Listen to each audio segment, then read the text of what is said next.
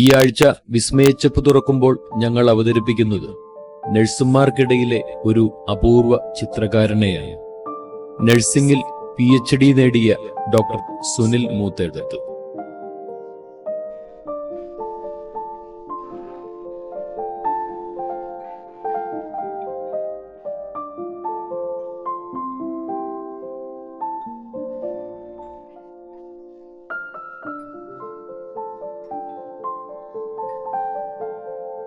ചിത്രകലയിൽ ഒരു കലാകാരനെ വാർത്തെടുക്കുന്നതിൽ പ്രധാന പങ്കുവഹിക്കുന്നത് പ്രസ്തുത കലയിലുള്ള ജന്മസിദ്ധമായ വാസനയും താൽപര്യവുമാണ്.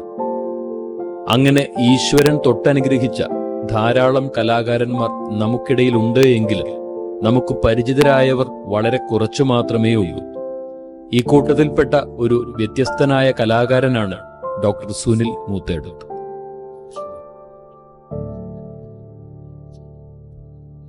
രണ്ടു പതിറ്റാണ്ടിലേറെയായി ചിത്രകലാരംഗത്ത് വളരെ സജീവമായിട്ടുള്ള ഡോക്ടർ സുനിൽ മൂത്തേടത്തിന് കലാവാസന പാരമ്പര്യമായി കിട്ടിയതാണ് എന്ന് പറയുവാനാകില്ല.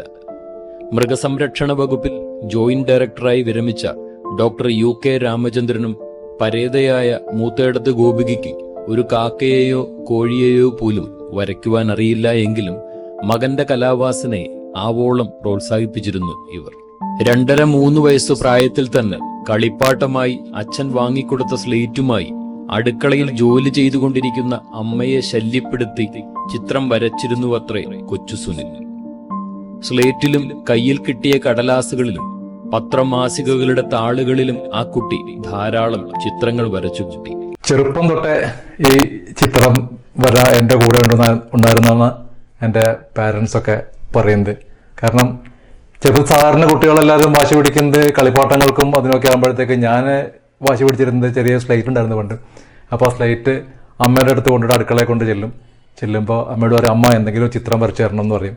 അപ്പോൾ അമ്മ ഈ ശല്യം ഒഴിവാക്കാൻ വേണ്ടിയിട്ട് ഒരു വട്ടം വരച്ചിട്ട് പറയും, ഇത് കടുകുമണിയാണ്, ഇത് പരിപ്പാണ്, ഇത് ഉഴുന്നുപരിപ്പാണെന്നൊക്കെ പറഞ്ഞ് വരച്ച് വന്ന് നമ്മുടെ ശല്യം ഒഴിവാക്കി പണിക്കിടയ്ക്ക് ഒഴിവാക്കുന്ന ചെയ്തിട്ടുണ്ടായിരുന്നു. അത് കണ്ടിട്ട് അച്ഛൻ വരും.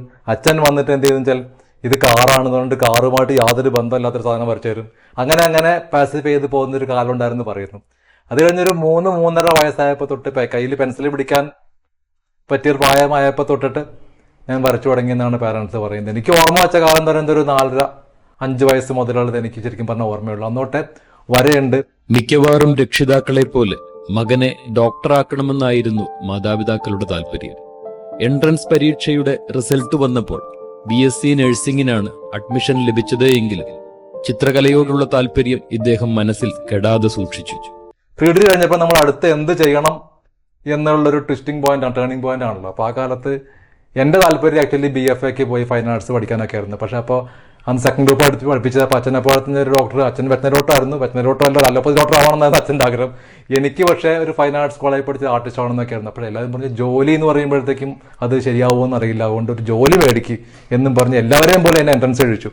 അപ്പോൾ എൻട്രൻസ് പരീക്ഷ കഴിഞ്ഞിട്ട് ആ റിസൾട്ട് വരുന്ന ഒരു മാസത്തെ ഗ്യാപ്പിൽ എന്നെ അന്ന് ഹൈസ്കൂളിൽ ഡ്രോയിങ് പഠിപ്പിച്ചിരുന്ന ഒരു EP കുര്യാക്കോസ് മാഷുണ്ടാകും. സാർ ഇപ്പോഴും ജീവിച്ചിരിപ്പുണ്ട്, 10-15 വയസ്സായി കാണണം. അപ്പോൾ സാറ് എന്നെ ഒത്തിരി പ്രോത്സാഹിച്ചിട്ടുള്ളത്. അപ്പോൾ സാറ് അന്ന് സ്കൂളിലെ ജോലിയുടെ കൂടെ തന്നെ പാർട്ട് ടൈമായിട്ട് ഒരു കമേഴ്ഷ്യൽ ആർട്സ് സെന്റർ നടത്തിയിരുന്നു. അവിടെ എന്നോട് പറഞ്ഞു, സുനിൽ റിസൾട്ട് വരുന്നവരെ സമയമുണ്ടല്ലോ, അവിടെ വന്നിരിക്കാം, കുറച്ച് വരയൊക്കെ പഠിക്കാം, ഞാൻ വരയ്ക്കുന്നതൊക്കെ കാണാം എന്ന് പറഞ്ഞ് സാറാണ് എന്നെ ഓയിൽ പെയിന്റിങ്ങും അത്യാവശ്യം പോർട്രേറ്റും ഒക്കെ വരയ്ക്കാൻ പഠിപ്പിച്ചു. അങ്ങനെ ഒരു 2-2.5 മാസക്കാലം ഉണ്ടായിരുന്നു റിസൾട്ട് വന്ന് ഈ അഡ്മിഷൻ വരുന്നവരെ. അതിന് റിസൾട്ട് വന്നപ്പോഴത്തേക്ക് എനിക്ക് BSc നഴ്സിംഗിനാണ് സെലക്ഷൻ കിട്ടിയത്. കോളേജിലെ പഠനകാലത്ത് നഴ്സിംഗ് കലാമേളയിലും മെഡിക്കൽ കോളേജ് ആർട്സ് ഫെസ്റ്റിവലിലും മുടങ്ങാതെ പങ്കെടുത്തിരുന്ന ഡോക്ടർ സുനിൽ തുടർച്ചയായ വർഷങ്ങളിൽ pencil drawing, painting, poster designing, cartoon എന്നിവയിലൊക്കെ നിരവധി സമ്മാനങ്ങൾ നേടി. ഞാന് പ്രൊഫസർ സുനിലെ, ഞാൻ സുനിൽ ചേട്ടൻ ആ പുള്ളിക്കാരനെ വിളിക്കുക. 1989 മെഡിക്കൽ കോളേജിൽ അഡ്മിഷൻ കിട്ടി വരുമ്പോൾ ഒരു നഴ്സിംഗ് വിദ്യാർത്ഥി എന്ന രൂപത്തിലാണ് പുള്ളിയെ കാണുന്നത്. അന്ന് ഞാൻ മെഡിക്കൽ കോളേജിൽ ഫസ്റ്റ് ഇയർ MBBSന് പഠിക്കാൻ വരുമ്പോഴാണ്. അന്ന് തൊട്ട് ഏതാണ്ട് 30 വർഷത്തോളമായി പുള്ളിയുടെ ഉള്ളിലെ കലാകാരനെ ഒരു ചെറിയ കലാകാരൻ എന്ന നിലയിൽ നിന്നും ജനം അറിയുന്ന ഒരു കലാകാരനിലേക്കുള്ള വളർച്ച വലിയ തോതിൽ എനിക്ക് കണ്ട് മനസ്സിലാക്കാൻ പറ്റിയിട്ടുണ്ട്. അന്നൊക്കെ നേരം പോക്കിന് വേണ്ടി പോസ്റ്റിങ്ങിന്റെ ഇടയിലൊക്കെ ചെറിയ ചെറിയ വരപ്പുകളായിരുന്നു പുള്ളിയുടെ ഉദ്ദേശം. അന്ന് അങ്ങനെ എക്സിബിഷനൊന്നും പുള്ളി നടത്തിയതായിട്ട് എനിക്ക് അറിവുമില്ല. പിന്നീട് ജോലി സംബന്ധമായിട്ട് പല വഴിക്ക് പുള്ളി പോയിരുന്നപ്പോഴും വരപ്പ് തുടരുന്നുവെന്ന് എനിക്ക് പിന്നീടാണ് മനസ്സിലാക്കാൻ കഴിഞ്ഞത്.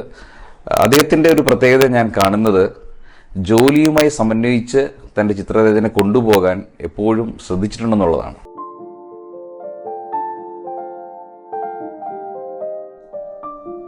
നഴ്സിംഗിൽ ബിരുദം നേടിയ ശേഷം നിരവധി ഹോസ്പിറ്റലുകളിൽ മാറി മാറി ജോലി ചെയ്തിരുന്ന കാലത്ത് നിരവധി ചിത്രങ്ങൾ ഇദ്ദേഹം വരച്ചുകൂട്ടി. മസ്കറ്റിലെ മിനിസ്ട്രി ഓഫ് ഹെൽത്തിലെ പല ആരോഗ്യ ബോധവൽക്കരണ പരിപാടികൾക്കും വേണ്ടി തത്സമയ പോസ്റ്റർ തയ്യാറാക്കിയും മറ്റും ഇദ്ദേഹം സജീവമായിരുന്നു. കൂടെ ഒരു സൈഡ് ബിസിനസ്സായി പ്രൊഫഷണലായി വരയ്ക്കുവാനും തുടങ്ങി. താൻ ക്ലാസിക്കൽ സൂപ്പർവിഷന് പോകുന്ന കുട്ടികളുടെ വാർഡിൽ അഡ്മിറ്റായ പലവിധ രോഗപീഠകൾ കൊണ്ട് ബുദ്ധിമുട്ടുന്ന കുട്ടികളെ സന്തോഷിപ്പിക്കുവാനും ആശ്വസിപ്പിക്കുവാനും വേണ്ടിയാണ് ഇന്ന് ഇദ്ദേഹം തന്റെ കലാപരമായ കഴിവുകൾ പ്രധാനമായും ഉപയോഗപ്പെടുത്തുന്നത്. അവർ നമ്മളോട് അടിക്കും വെള്ള കോട്ട് കാണുമ്പോൾ ദൂരെ മാറുന്നവരാണ്, വൈറ്റ് കോട്ട് സിൻഡ്രോം എന്ന് പറയും നമ്മൾ. അത് കാണുമ്പോൾ ഓടുന്ന കുട്ടികളാണ്. അവരെ എങ്ങനെ ചാക്കിലാക്കാന്നുള്ളതാണ്. അപ്പൊ എപ്പോൾ ഡ്യൂട്ടിക്ക് പോകുമ്പോഴും എന്റെ പോക്കറ്റിൽ ഒരു പിടി ക്രയോൺസും കുറച്ച് കളർ പെൻസിലും 1-2 സ്ക്രിബിളിംഗ് പാഡൊക്കെ എന്നും ഉണ്ടാവും. അപ്പൊ എന്റെ കാറിലാണെങ്കിലും പോകുന്ന ലാപ്ടോപ്പ് ബാഗിനകത്തൊക്കെ എപ്പോഴും സ്റ്റോക്കായി സാധനം.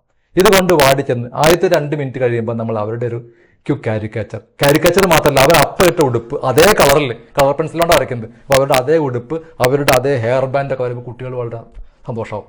അങ്ങനെ ഇത് ഒരു എന്റർടൈൻമെന്റ് ആയിട്ട് ചെയ്യുന്ന കാരണം എനിക്ക് കുട്ടികളെ ഡീൽ ചെയ്യാൻ എളുപ്പമാണ്. കുട്ടികൾക്ക് പലതരത്തിലുള്ള ചിത്രങ്ങൾ വരച്ചു നൽകി അവരെ സന്തോഷിപ്പിക്കുന്നത് ഇദ്ദേഹത്തിന്റെ പതിവാണ്. എത്ര കുറുമ്പന്മാരെ ഇദ്ദേഹം തന്റെ വരകൾ കൊണ്ട് എളുപ്പത്തിൽ കയ്യിലെടുത്തിട്ടുണ്ടാകാം. ആർട്ട് തെറാപ്പി എന്ന് പേരിട്ട് വിളിക്കാറില്ല എങ്കിൽ ക്യാൻസർ പോലുള്ള മാരക രോഗങ്ങൾ ബാധിച്ച് ദിവസങ്ങൾ എണ്ണിക്കഴിയുന്ന കുട്ടികൾക്ക് വലിയൊരു ആശ്വാസവും കൂടിയാണ് ഈ ചിത്രങ്ങൾ. ഞാൻ ജോലി ചെയ്യുന്ന ഹോസ്പിറ്റലിൽ ഒരു ഓങ്കോളജി വാർഡും കൂടി ഉണ്ട്, കുട്ടികളുടെ ഓങ്കോളജി വാർഡ്. അവിടെ ഏറ്റവും കൂടുതലുള്ള പേഷ്യൻസ് എന്ന് പറയുന്നത് നാളെ അല്ലെങ്കിൽ മറ്റന്നാൾ ഉണ്ടോ എന്ന് ഉറപ്പില്ലാത്ത ലൂക്കീമിയ ബാധിച്ച കുട്ടികൾ, കുഞ്ഞു കുട്ടികളാണ്. അപ്പൊ ഇവർക്ക് അവരുടെ ദിവസങ്ങൾ അത് ചിലപ്പോൾ 1 മാസമാകാം, 2 മാസമാകാം, 6 മാസമാകാം അവർ വരുന്ന ആൾക്കാരാണ്. ഇനിയുള്ള ദിവസം സന്തോഷിപ്പിക്കാൻ എന്ത് ചെയ്യാന്നുള്ളതാണ് നമ്മൾ ആലോചിക്കുന്നത്. അപ്പൊ അവർ ഏറ്റവും കൂടുതൽ ആസ്വദിക്കുന്ന ഒന്നാണ് ചിത്രം വരപ്പ് ഞാൻ മനസ്സിലാക്കി. കാരണം അവരുടെ കൂടെ ചെല്ലുക, അവരുടെ കൂടെ ഇരിക്കുക, അവരുടെ കളിക്കനുസരിച്ച് നമ്മൾ കളർ പെൻസിൽ കൂടെ അവരെ കൊണ്ട് വരപ്പിക്കുക, അവരുടെ പടം വരയ്ക്കുക, അവർ പറയുന്ന പടം വരയ്ക്കുക എന്ന് പറഞ്ഞ് വലിയ ഇഷ്ടമാണ്. ഞാൻ വാർഡിലേക്ക് കയറി ചെല്ലുമ്പോഴേ ഇന്നലെ കണ്ട കുട്ടികൾ സാർ അങ്കിൾ എന്നൊക്കെ പറഞ്ഞ് ഓടിങ്ങി വരും. അങ്ങനെ എല്ലാ വർഷവും കഴിഞ്ഞ 4 വർഷമായിട്ട് മുടങ്ങാതെ എല്ലാ വർഷവും ചിൽഡ്രൻസ് ഡേക്ക് നവംബർ 14-ാം തീയതി ഞാൻ എൻ്റെ ആശുപത്രിയിൽ അന്ന് വാർഡിൽ കിടക്കുന്ന എല്ലാ കുട്ടികളുടെയും എണീറ്റ് നടന്ന് എൻ്റെ മുമ്പിൽ ഇരുന്ന് തരാൻ പറ്റുന്ന പരുവത്തിലുള്ള എല്ലാ കുട്ടികളുടെയും ചിത്രങ്ങൾ കാരിക്കേച്ചർ രൂപത്തിൽ വരച്ചവർക്ക് സമ്മാനിക്കുന്ന ഒരു പരിപാടി ഞാൻ തുടങ്ങിയിട്ടുണ്ട്. കോളേജിലെ പഠനകാലത്ത് നഴ്സിംഗ് കലാമേളയിലും മെഡിക്കൽ കോളേജ് ആർട്സ് ഫെസ്റ്റിവലിലും മുടങ്ങാതെ പങ്കെടുത്തിരുന്ന ഡോക്ടർ സുനിൽ തുടർച്ചയായ വർഷങ്ങളിൽ pencil drawing, painting, poster designing, cartoon എന്നിവയിലൊക്കെ നിരവധി സമ്മാനങ്ങൾ നേടി. കഴിഞ്ഞ 3-4 വർഷങ്ങളായി താൻ ജോലി ചെയ്യുന്ന ആശുപത്രിയിലെ പീഡിയാട്രിക് വാർഡിൽ അഡ്മിറ്റായ എല്ലാ കുട്ടികളുടെയും തത്സമയ കാരിക്കേച്ചർ വരച്ചു നൽകുന്ന ഒരു പരിപാടി ശിശുദിനമായ നവംബർ 14-ന് ഇദ്ദേഹം നടത്തിപ്പോരുന്നു. പ്രൊഫഷണലായി ചിത്രരചനയും ഇവന്റ് മാനേജ്മെന്റുകൾക്ക് വേണ്ടി തത്സമയ കാരിക്കേച്ചർ രചനകളും നടത്താറുണ്ട് എങ്കിലും കുട്ടികൾക്കു വേണ്ടി കാരിക്കേച്ചർ വരച്ചു നൽകുമ്പോഴാണ് തനിക്ക് ഏറ്റവും സന്തോഷവും സംതൃപ്തിയും ലഭിക്കുന്നത് എന്ന് ഈ നഴ്സിംഗ് അധ്യാപകൻ പറയുന്നു. ഒരു ചിത്രകാരനായതുകൊണ്ടല്ല, മറിച്ച് ഒരു നഴ്സിംഗ് അധ്യാപകനായതുകൊണ്ടാണ് ഇതിന് സാധിക്കുന്നതെന്നാണ് ഇദ്ദേഹത്തിന്റെ അഭിപ്രായം. ചിത്രകലയോടൊപ്പം ഇദ്ദേഹം ഏറെ ശ്രദ്ധ ചെലുത്തുന്ന മേഖലയാണ് ആരോഗ്യ ബോധവത്കരണം.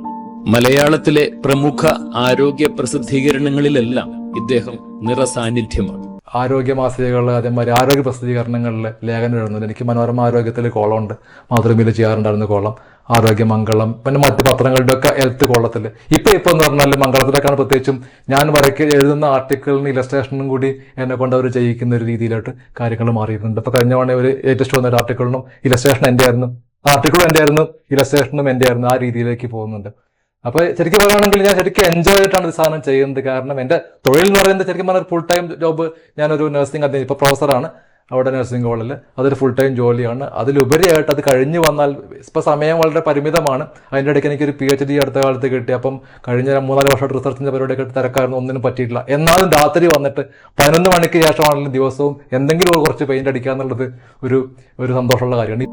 ഡോക്ടർ സുനിൽ മൂത്തേടത്തിന്റെ ആരോഗ്യ ബോധവൽക്കരണ രംഗത്തെ സംഭാവനകൾ പരിഗണിച്ച് 2014 ഡോക്ടർ മിംസ് അവാർഡ് ഇദ്ദേഹത്തിന് ലഭിച്ചിട്ടുണ്ട്. ഇതിനോടകം 125-ൽ പരം ലേഖനങ്ങൾ വിവിധ ആരോഗ്യ വിഷയങ്ങളിലായി പ്രസിദ്ധീകരിച്ചിട്ടുണ്ട്. സംഗീതം, നൃത്തം എന്നിവയൊക്കെ പോലെ പതിവ് സാധകം വേണ്ട ഒന്നാണ് ചിത്രകലയും എന്നാണ് സുനിൽ പറയുന്നത്. മിക്ക ദിവസങ്ങളിലും അല്പസമയം എന്തെങ്കിലുമൊക്കെ വരയ്ക്കുവാനും പെയിന്റിംഗ് ചെയ്യുവാനും ഇദ്ദേഹം സമയം കണ്ടെത്താറുണ്ട്. ശരിക്കും പറഞ്ഞാൽ പകല് കോളേജ് ഡ്യൂട്ടി എടുക്കുന്നു, വൈകുന്നേരം ആയി കഴിഞ്ഞാൽ വീക്കെൻഡിലാണെങ്കിൽ എനിക്ക് ഇവിടെ ഇഷ്ടംപോലെ ഗ്യാലറികൾ, എന്നും എക്സിബിഷൻ, എന്നും ആക്ടിവിറ്റീസ്, എല്ലാത്തിനും ഒരുപാട് ഫ്രണ്ട്സ്. അങ്ങനെ എനിക്ക് കിട്ടിയിട്ടുള്ള ഒരു സൗഹൃദമാണ് നമ്മുടെ ഇന്ത്യൻ സ്കൂൾ ഓഫ് ആർട്സിലെ ഇപ്പം നടത്തുന്ന principal Shri Shashi K Warrier sir. Warrier സാറിനെ ഞാൻ പരിചയപ്പെടുന്നു.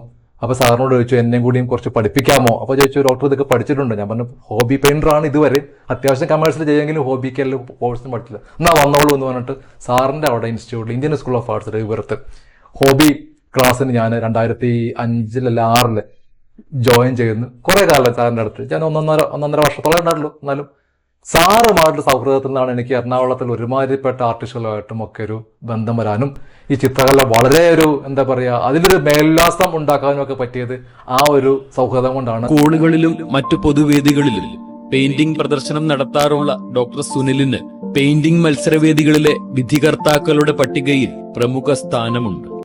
ശരിക്കും പറഞ്ഞാൽ ഒരു ടൈറ്റ് ലൈഫ് സ്റ്റൈലാണ്. രാവിലെ മുതൽ വൈകിട്ട് വരെ നമ്മുടെ ജോലിയുടെ ഭാഗമായിട്ടുള്ള കാര്യങ്ങളുമായിട്ട് പോകുമ്പോഴും അതോടൊപ്പം തന്നെ വാർഡിലും ഒക്കെ ഒത്തിരി ക്ലിനിക്കൽ വർക്കൊക്കെ ഉണ്ടാവാറുണ്ട്. അത് കൂടാതെ വൈകിട്ട് വന്നതിന് ശേഷം ഇപ്പം ലൈബ്രറി, നമ്മുടെ ഇവിടെ അടുത്തുള്ള ലൈബ്രറിയിലൊക്കെ ഈ കുട്ടികൾക്ക് വേണ്ടിയിട്ടുള്ള എല്ലാ പരിപാടികൾക്കും ഏത് ആഘോഷ സമയത്ത്, ഇപ്പൊ ഇൻഡിപെൻഡൻസ് ഡേയുടെ സമയത്ത് അല്ലെങ്കിൽ ചിലപ്പോൾ ശിശുദിനത്തിന് തന്നെ ഇപ്പം റെസിഡന്റ് അസോസിയേഷനുകളൊക്കെ പങ്കെടുപ്പിക്കുന്ന പല കാര്യങ്ങൾക്കും പുള്ളി നേരിട്ട് പോയിട്ട് അവിടെ ഇങ്ങനെയൊരു ചിത്രം വരയ്ക്കുക സാധാരണ ചെയ്ത് കണ്ടിട്ടുണ്ട് ഞാൻ. അപ്പം കുട്ടികൾക്ക് വേണ്ടിയിട്ടാണ് കൂടുതലും ഇൻട്രസ്റ്റ് കാണിക്കാറ് എന്ന് എനിക്ക് പലപ്പോഴും തോന്നിയിട്ടുണ്ട്.